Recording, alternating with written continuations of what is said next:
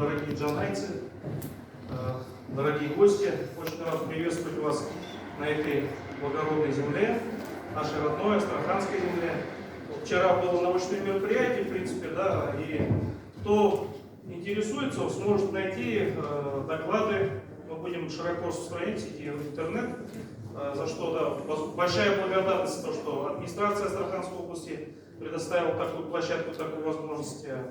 Сейчас конкретно, да, село Джанай, администрация Красноярского округа теперь уже. Вот. Надо сказать о том, несколько слов, кто такие вообще, да, нагайцы, нугаи, какое они имеют отношение к Астраханской земле. Астраханская земля, да, это непосредственно один из центров, сакральных центров для нагайского народа. Ну, не только для нагайского, для многих других, но для нас это особенное значение имеет земля. Почему? Потому что во времена Золотой Орды когда-то нагайский народ стал формироваться, в том числе и здесь, на этой территории Нижнего Поволжья. В частности, надо сказать, что в таком источнике 16 века, как Маджмуат Таварих, упоминается представители династии Тука-Тимуридов, из которых происходили астраханские ханы. Упоминается также и представители клана Кунград, которые были бектербеками в Астраханском ханстве, где их именуют нугаями. То есть уже тогда в Золотой Орде рождается нагайская идентичность. Связь, она очень интересная, связь с Бектербеком Нагаем, предводителем мусульманской партии Золотой Орды. И вот это вот сначала, да, он потерпел поражение от хана Тахты, и эта как бы партия, она ушла, если угодно, в подполье. Да. Затем происходит уже при успехе реминисценции этой идентичности, и ее подхватил знаменитый Бектербек Золотой Орды, основатель Мангытской юрты, Нагайской Орды, герой тюркского эпоса Идиге из клана Мангытов. Клан Мангытов тоже он имел непосредственное отношение к Золотой Орде, вопреки тому, что некоторые наши коллеги татарстанские говорят.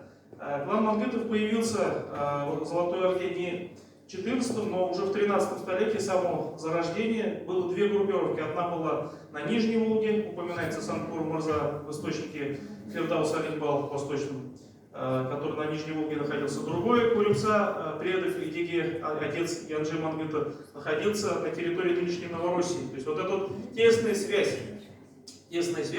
Естественно, уже впоследствии в Ордынской Астрахани сам в ее судьбе принял участие Идиге, поставил своего племянника, ставника, протеже Кутлук-Тимура, из-за чего Астраханское ханство наименовалось Тимир-Кутлуев, царев юрт.